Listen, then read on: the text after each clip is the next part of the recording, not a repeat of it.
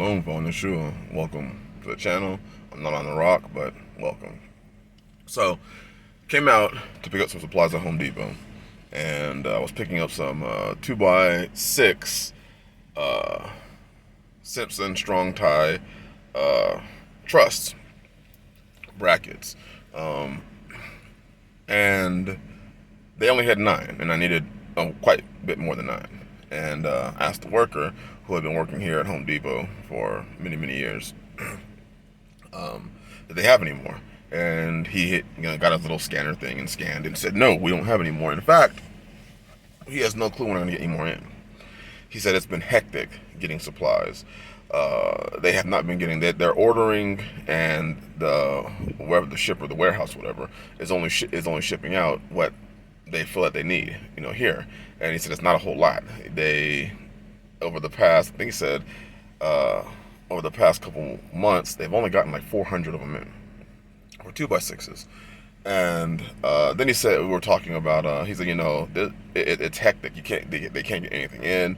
They're ordering things, and they're getting probably 10 to 15% of their order, especially, hardware, as far as those that are, building or in construction or handyman. They're not getting the material. They're not getting most steel products. He said they're not getting in brackets. They're just not getting them in.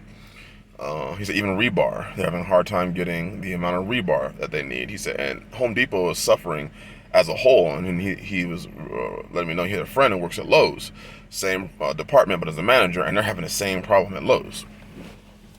So then he said, it's amazing what's going on, and what's going to happen when it turns to food. He said, now I'm not really worried because I grow my food, and I grow, some of my food, and I hunt. And he said, but for the large majority of people, they're not going to be able to get what they need. They're not going to be able to purchase what they need. And it just made me think that this whole idea of what's going on in this world right now, more and more people are talking about it. It's not just this thing that is, for those that are in the preparedness movement. Your average everyday Joe, your average everyday, worker is talking about it, and they're concerned about it, and many are making plans for it. Now, one of the blessed things about being out here and coming out of her and relocating is a lot of the people out here grow their food. Let's just say 30 to 40% of people out here grow their food,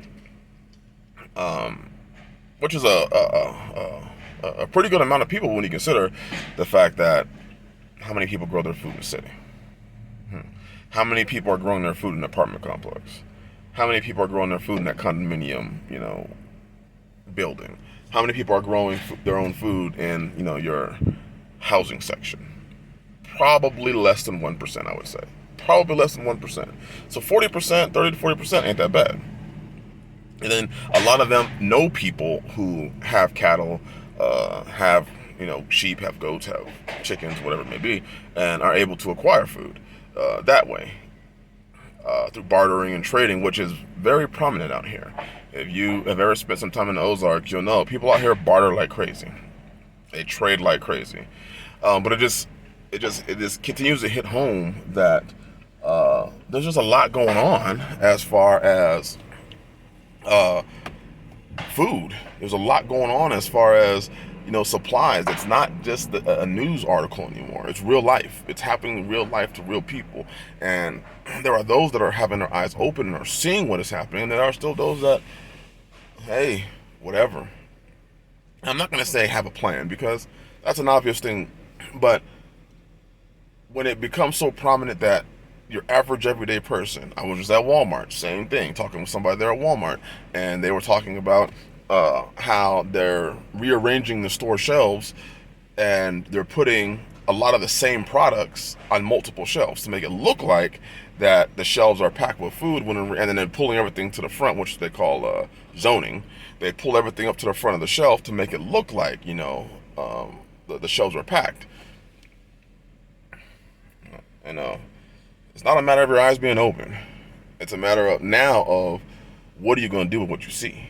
It's not a matter now of, people need to understand. People are seeing it.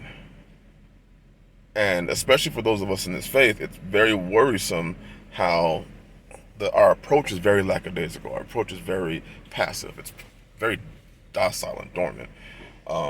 It's not even very active. We're not very active when we see things arise. We're not like the ant. Go to the ant, thou sluggard, consider her ways to be wise. This time right now is when the ant is preparing. It's preparing for the winter. And whether you like it or not, winter is coming. And winter could be a winter of your finances, a winter of what you're able to eat. Just talked to a brother of mine through email, and he was talking about how there's an ammo shortage again. How and he works directly with that. How people are having a hard time getting their parts. People are having a hard time getting their primers. It's just another reason of why you don't want to wait until the night to start getting ready. You don't want to wait until the bridegroom comes to start getting ready. You want to do it right now. Well, you needed to do it months ago, years ago, when people were talking about this stuff. It's harder and harder for people to come out now because look at the prices of things. Look at how much. I was talking to the guy here, and we talk every so often when I come to this Home Depot, and he was telling me about how they couldn't keep those 2-story shed homes. Let me see if you see in the background. Those back there. See that gap? Oh, you can't see it. The one next to that red one right there, they're supposed to be the 2-story ones. They can't keep those in. Can't keep them in. I think he said they got 3 or 4 in the last month, and before they were even able to put them out, people are coming in and asking for them because people are putting those things on their family's homes, on their father's homes, on their property, on their father's property, on their mother's property. Well, father and mother's property. People are literally moving in together because they're realizing it's just too expensive. And it's cheaper now. Obviously, you could have built one for a lot cheaper, but people are looking at it and saying, "Hey, I could be a homeowner, and sure, it may not be a mansion, but it's a place to lay my head at night. It's a place. It's my mean cottage, as the Apocrypha says. It's a place to lay my head at night. It's a place for me to shower. It's a place for me, and people are doing a pretty good job fixing them up. I mean, I really wonder what's going to happen when people are priced out of living in these cities and priced out of living on these reservations. What are you going to do when you get priced out? It's not even a matter of what plan do you have. It's a matter of why are you still operating on the same path that you've been operating on when you know what's coming? When you know what's coming down the line? Why aren't you making some sort of move or making some sort of connection or doing something that's going to get you through this situation instead of just sitting there and saying, I'm going to pray about it and Yah's going to make a way? And I continue to say it. He did make a way. For Joseph, he made a way. He's made a way for his people all the time. I'm going to end it with this. People say, well, I don't have to do anything. Well, even in the children of Israel, when Yah gave them was a manna, he didn't put the manna in their houses. The children of Israel still had to collect the manna. And on the 6th day, a double portion of manna. So, irregardless of whatever you believe, you still have to go out there and get it. And that's what those of us are doing. We're going out there and we're getting it. Yah is providing. He is making a way for us to have food. He's making a way for us to not. It's going to be the sweat of our brow. It's going to be us having to get rid of the conveniences and the comforts of life. I don't get to be comfortable. I have to go out here and I have to work in this hot weather. And many can't fathom that idea.